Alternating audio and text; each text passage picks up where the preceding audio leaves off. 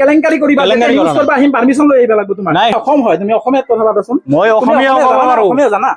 মাল্টিলিংগুৱেল চলে ঘৰ ক'ত তোমাৰ এখন অংগনবাদী কেন্দ্ৰৰ কৰ্মীৰ বিৰুদ্ধে ওলাই আহিল গাঁওবাসী চৰকাৰে আবণ্টন দিয়া ধন মোকলাই দিয়াৰ বাবে অংগনবাদী কৰ্মীৰ লাগে টকা 1000 টকা উৎকোচ দিয়ক 5000 টকাৰ চেক লৈ যাওক বৰপেটা উত্তৰ 1 নং অংগনবাদী কৰ্মী আমিনা খাতুনৰ জকাত সন্তান জন্ম হোৱাৰ পিছতে প্ৰসূতিয়ে চৰকাৰৰ পৰা লাভ কৰা ধনৰাশি চেক মোকলাই দিয়াৰ বাবে শ প্ৰসূতিৰ পৰা অংগনবাদী কৰ্মী আমিনা খাতুনে সংগ্ৰহ কৰে 500 পৰা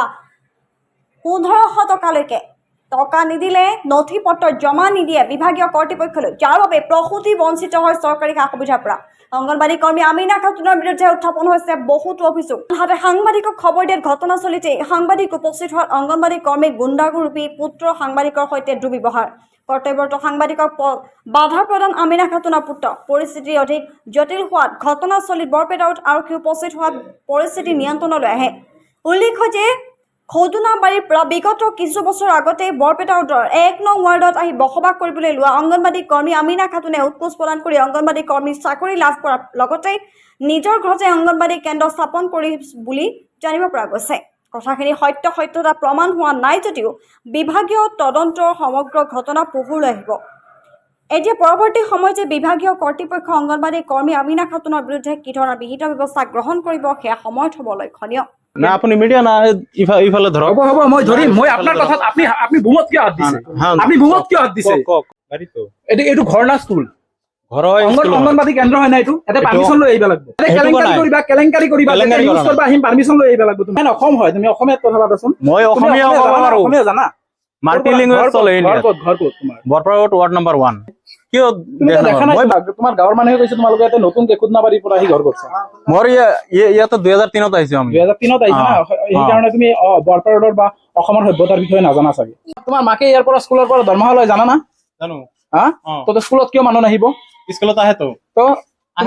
তুমি স্কুলত অহাৰ কাৰণে তুমি যে হাল্লা কৰি আছা ক'ত হাল্লা ক'ত কৰছো তুমি তো এথেনে কৈছা মই কৈছো যে ঘৰ আছে এইটো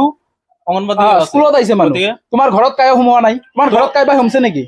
তোমাৰ ঘৰত কাইবা সোমছে নাই হেতু তো কোৱা নাই তেন্তে তুমি কিয় কৈ আছা মই তো হেতু কোৱা নাই তুমি কিয় কৈ আছা তুমি ঘৰৰ মানুহ ঠিক আছে তোমাৰ ঘৰত তো কাইবা সোমোৱা নাই তোমাৰ ঘৰত কাইবা সোমাইছে নেকি যিয়ে অংগনবাদী কাম কৰে ইয়াক সুধিলে হ'ল তোমাৰ ঘৰত তুমি তেন্তে ইন্টাৰফেয়াৰ কিয় কৰি আছা নিউজৰ মাজত মোক কিয় সুধি আছা তুমি ইন্টাৰফেয়াৰ কিয় কৰি আছা মাজত তুমি মাজত ইন্টাৰফেয়াৰ কিয় কৰি আছা তুমি কৰি আছা তুমি ডিস্টাৰ্ব কৰি আছা মাজত তুমি ইন্টাৰফেয়াৰ কৰি আছা মাজত তুমি ইন্টাৰফেয়াৰ কিয় কৰি আছা হা ইউ আৰ টেলিং লাই ঠিকে আছে দিয়া ইটস দ্যাট কি ছিল এটা আমার তাতে 1000 হচ্ছিল কাই খুঁজছিল আমিনা বাইদুয়ে কিহৰ কাৰণে আমার বাচ্চার সরকারি পয়সা দিয়ে সেখানে 5000 টাকা হুমাবো সেখানে 1000 হচ্ছিল সরকারে যেটো পয়সা দিয়ে জন্ম হোৱাৰ পিছত কি কাই লৈছে এটো লোৱা নাই আমাৰ তাতে হচ্ছিল মই দিয়া নাই খুঁজছিল আপোনাৰ কাই খুঁজছিল আমিনা বাইদুয়ে আমিনা বাইদেৰ ঘৰ ক'ত 1 নম্বৰ ওয়াৰ্ডত বৰপেটা ৰোড মোৰ ছোৱালী হৈছে 2 নম্বৰ সেকেন্ড ছোৱালী 6000 টাকা পাব কাৰণ 6000 টাকাৰ কাৰণে ই জমা দিছে কাগজ পাতি তাৰপিছত 1000 টাকা লাগে মই 500 টাকা দিবা খুঁজছো নলয় 1000 টাকাই লাগে কিহৰ কাৰণে লাগে ওই পয়সা ঢুকা 6000 টাকা সৰকাৰি যেটো ই দেয় বাচ্চা জন্ম হোৱাৰ পিছত যদি পইচা দিয়ে হয় এইটো উঠাই দিয়াৰ কাৰণে 1000 টাকা হয় 1000 টাকা লাগে আপনি পইচা দিছিলে নেকি হয় জমা দিতে কাগজ দিয়া জমা দিছে 200 টাকা লইছে আবার পিছত 1000 টাকা লাগে আৰু 1000 লাগে আপনি দিছিলে নেকি 1000 টাকা 500 টাকা লৈ গেছে নলয় তাৰপিছত আবাৰ আকৌ 1000 টাকা দিয়ে নিজৰ আইডি নাই বুলি কৈছে তেলেতো আইডি কাগজ দিছে দিছে 1000 টাকা কোন দিনা দিছে এই সপ্তাহ আনিলো এক সপ্তাহ মান হৈছে 1000 দিছে আপনি হয় দিছে এই চেকটোৰ কাৰণে হয় আপনি চেকটো পাইছে না পাইছো 1000 দিয়াৰ পিছত দিছে আপোনাক না আগতে ঢুকছে মই চেক কৰি আহি দিছো পিছত